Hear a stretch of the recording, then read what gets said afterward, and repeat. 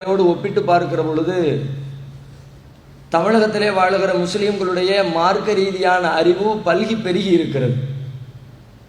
அதில் யாரும் குறைத்து சொல்ல முடியாத அளவிற்கு நுணுக்கமான விஷயங்களை கூட ஆராய்ந்து தெளிந்து அதை கடைபிடிக்கின்ற மக்கள் அறிந்து கொள்கிற ஒரு விழிப்புணர்ச்சி சமூகத்திலே பெருகி இருக்கிறது.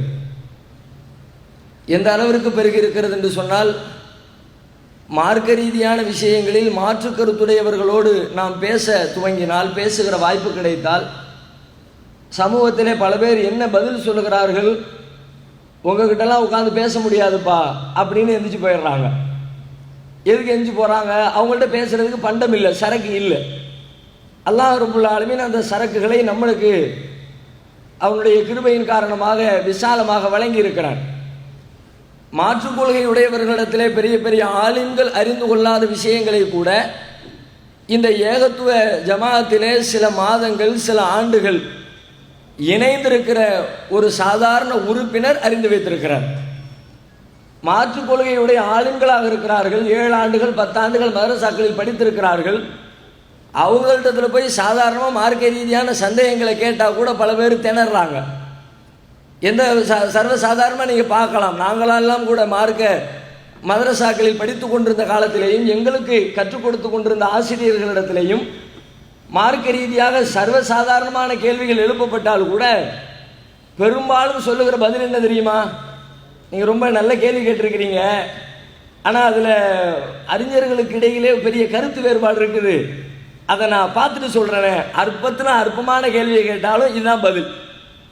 எதுக்கு இந்த பதில் தெரியுமா?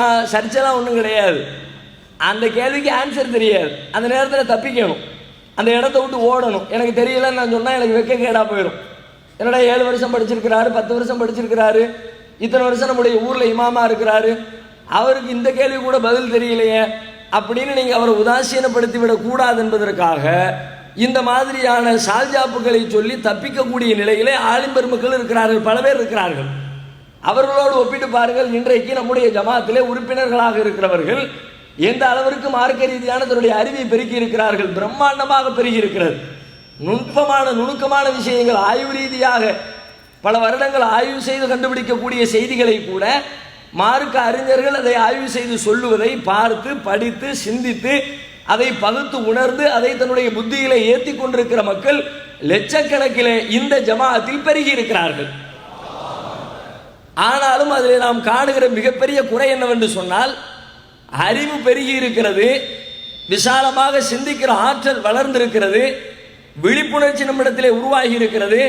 மார்க்கத்தின் ஆதாரம் எது, அடிப்படை எது, எதிலிருந்து மார்க்கத்தை அறிந்து கொள்ள வேண்டும் என்கின்ற தகவல்களை எல்லாம் புரிந்திருக்கிற நாம் புரிந்து கொண்ட விஷயங்களை நம்முடைய வாழ்க்கையில் புரிந்து கொண்ட அடிப்படையில் கடைபிடிக்கிறோமா என்ற கேள்வியை நம்மிடத்தில் எழுப்பினால், ஒரு சில செய்திகளை தவிர்த்து ஏராளமான மார்க்க விஷயங்களில் நாம் அலட்சியமாக பொடுபோக்காக இருக்கிறோம் என்பதுதான் நிதர்சனமான உண்மை.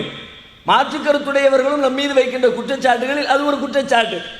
எத்தனையோ மார்க்கம் விதித்திருக்கிற வழிபாடுகள் கடமைகள் நம்மிடத்திலே ஒரு கடைசி நிலையில் வைக்கப்பட்டிருக்கிறது. பொதுக்கூட்டத்திற்கு நிகழ்ச்சிகளில் பொதுக்கூட்டங்களை ஏற்பாடு செய்கிறோம், அரங்க நிகழ்ச்சிகளை ஏற்பாடு செய்கிறோம், முஸ்லிம் அல்லாத மக்களுக்கு தாவா செய்கிறோம், திருமறை குர்ஆனை அச்சடித்து வீடு வீடாக கொண்டு போய் சேர்க்கிறோம், துண்டு பிரசுரங்களை மக்கள் மத்தியிலே விநியோகித்து அதன் வழியாக மார்க்க பிரச்சாரத்தை மேற்கொள்ளுகிறோம். உலகத்தாருக்கெல்லாம் மார்க்கத்தை சொல்லுகிறோம். சொல்லுகிற அனைத்து செய்திகளையும் நம்மால் இயன்ற அளவிற்கு கடைபிடிப்பதற்கு முயற்சி எடுக்கிறோமா என்று கேட்டால் அதிலே நாம் பின்தங்கிதான் இருக்கிறோம் என்பதை மறுக்கவே முடியாது. நாம் சொல்லுகிற செய்தி ஏகத்துவம் சென்று சேர வேண்டும் என்று சொல்லுகிறோமே, நம்முடைய வாயால் சொல்லுகிற செய்தியை விட வாழ்க்கையால் சொல்லி பாருங்கள், நடவடிக்கைகளால் சொல்லி பாருங்கள், நேர்மையால் சொல்லி பாருங்கள், அமானியத்தை காப்பாற்றி சொல்லி பாருங்கள், பிறரிடத்திலே அன்பு காட்டி சொல்லி பாருங்கள். இப்படிப்பட்ட சொல் நீங்கள் வாயால் சொன்ன சொல்லை விட லட்சம் மடங்கு நம்முடைய சமூகத்திலே தாக்கத்தை ஏற்படுத்தும். நபிகள் நாயகம் ஸல்லல்லாஹு அலைஹி வஸல்லம் அவர்கள் சொன்ன சொல் எந்த அளவிற்கு தாக்கத்தை ஏற்படுத்தியது? கிராமம் கிராமமாக ஊர் ஊராக மக்கள் எல்லாம் இஸ்லாத்திற்குள்ளே நுழைந்தார்கள் என்று திருமறை குர்ஆன் அதை புகழ்கிறது. வராயித்தன்னா யதுகுலூன ஃபீ தீனில்லாஹி அஃப்வாஜா, அல்லாஹ்வுடைய மார்க்கத்தில் மக்கள் கூட்டம் கூட்டமாக நுழைவதை நீர் பார்க்கிற பொழுது என்று அல்லாஹ் சொல்லுகிறானே, அப்படி நுழைந்தார்கள். எப்பொழுது நுழைந்தார்கள்? நபிகளாருடைய காலத்திலே நுழைந்தார்கள்.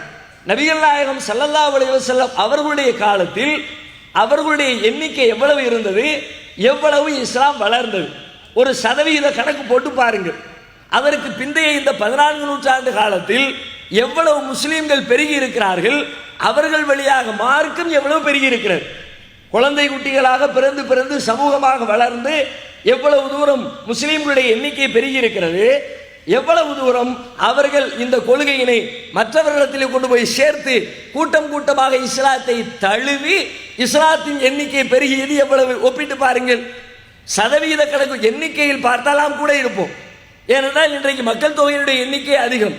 எண்ணிக்கையை பார்க்காமல் சதவீத கணக்கு போட்டு பார்த்தால் நபிகள் நாயகம் ஸல்லல்லாஹு அலைஹி வஸல்லம் அவர்களுடைய காலத்திலே பெருகிய சென்று சேர்ந்த இஸ்லாத்துடைய செய்தி, இஸ்லாத்திற்குள்ளே நுழைந்த கூட்டத்தின் எண்ணிக்கையில் சரி பாதியை கூட இந்த 14 நூற்றாண்டு காலங்களில் நாம் அடைந்திருக்கவே முடியாது. என்ன காரணம்? நாம் இவ்வளவு முயற்சி எடுக்கிறோம், இவ்வளவு பேசுகிறோம், அதிகமாக கூட்டங்களை நடத்துகிறோம். நபிகள் நாயகம் ஸல்லல்லாஹு அலைஹி வஸல்லம் அவருடைய காலத்திலே இல்லாத அளவிற்கு மார்க்க பிரச்சாரங்களுடைய எண்ணிக்கை அதிகரித்திருக்கிறது. அதற்கு தகுந்தாற் போன்று இஸ்லாத்தை நோக்கி வரவர்களுடைய எண்ணிக்கை வேகம் எடுத்திருக்க வேண்டுமே. என்ன காரணம்?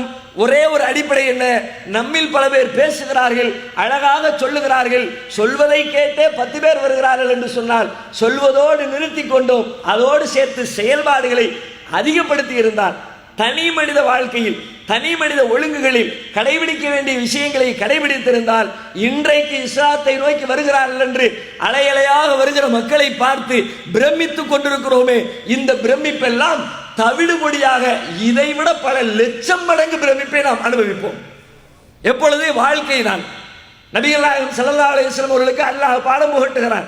ஃபக்கத் லபிஸ்து ஃபீக்கும் உம்ரம் மின் கப்லி, மக்களிடத்தில் நீங்கள் போய் தாவா செய்யுங்கள், மார்க்கத்தை சொல்லுங்கள்.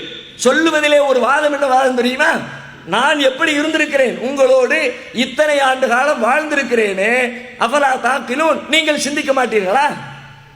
தன் வாழ்வை கொண்டு ஏகத்துவ அழைப்பை நபிகளார் விடுத்தார்கள்.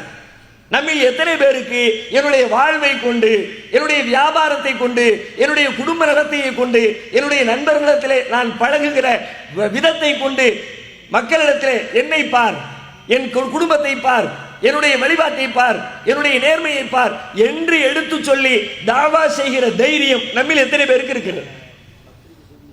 சில பேர் இருக்கத்தான் செய்கிறோம், பல பேருக்கு இருக்கிறதா? நம்முடைய நெஞ்சில கை வச்சு கேட்டு பாருங்க. பல பேர் இந்த கேள்விக்கு தோல்வியைத்தான் நாம் தழுவுவோம். வாழ்க்கையிலே கடைபிடிக்காமல் சொல்லப்படுகிற எந்த செய்தியும் மக்கள் மன்றத்திலே தாக்கத்தை ஏற்படுத்தார். குறிப்பாக இபாதத்திலே தொழுகை எடுத்துக் கொள்ளுங்கள். தொழுகை எப்படிப்பட்ட அற்புதமான ஒரு வழிபாடு! இறைவனுக்கு செய்கிறோம் தான். பல பேர் என்ன நினைத்துக் கொண்டிருக்கிறோம், இறைவனுக்காக செய்கிறோம் என்று சொன்ன உடனே அது இறைவனுக்குரியது, நமக்குரியது இல்லை. பிரச்சனை அங்கதான் இருக்கிறது. தொழுகை என்பது ஒரு வழிபாடு. அந்த வழிபாடு இறைவனுக்காக செய்கிறோம், இறைவனுக்காக அல்லாஹ்வுக்காக என்று சொன்ன உடனே என்னமோ அல்லாஹ்வுக்கு நம்ம தூக்கி கொடுத்துட்டு நம்ம ஒண்ணும் இல்லாம சும்மா உட்கார்ந்து இருக்கிற மாதிரியான ஒரு உணர்வு பலருடைய உள்ளத்திலே இருக்கிறது. உண்மையில் அல்லாஹ்வுக்காக தொழுகிறோம் என்றால் அந்த தொழுகை அல்லாஹ்வுக்கு சேருகிறதா? அதனால் அல்லாஹ்வுடைய கிரேடு உயர்கிறதா? அல்லாஹ்வுடைய கண்ணியம் மேம்படுகிறதா? அல்லது நீங்கள் தொழாமல் புறக்கணித்தால் அல்லாஹ்வுடைய கண்ணியம் குறைய போகிறதா? எதுவும் இல்லை. நீங்கள் தொழுதால் அவருடைய இஸ்ஸத் அதிகப்பட போவதும் இல்லை. நீங்கள் தொழாமல் புறக்கணிக்கிற காரணத்தினால் அவருடைய இஸ்ஸத், அவருடைய கண்ணியம் குறைய போவதும் இல்லை. பிறகு ஏன் இறைவன் தொழ சொன்னான்? இறைவன் சொன்னான், நமக்காக சொன்னான், எனக்காக சொன்னான். எனக்கு அது என்ற புரிதல் இருந்திருந்தால் தொழுகையில் அலட்சியம் இருக்குமா? பல மர்கஸ்களில் சுபஹ் நேரத்திலே காற்றாடி கொண்டிருக்கிறது. மக்ரிப் நேரத்தில் 3 சஃப் தொழ வருகிறவர்கள் சுபஹிலே ஒரு சஃப்புக்கு கூட ஆளை காணும். சில இடங்களில் நியாயமான காரணங்கள் பல இருக்கலாம், ஆனால் பல இடங்களுடைய நிலை என்ன? பல பேர் பேச்சு வழக்கிலே பேசிக் கொண்டிருக்கிறார்கள். உங்களுக்கெல்லாம் 4 வக்து தானப்ப தொழுகை என்று பேசுகிற அளவிற்கு இருக்கிறதே. இந்த தொழுகை எப்படிப்பட்ட தொழுகை? இன்ன ஸலாத்த தன்ஹா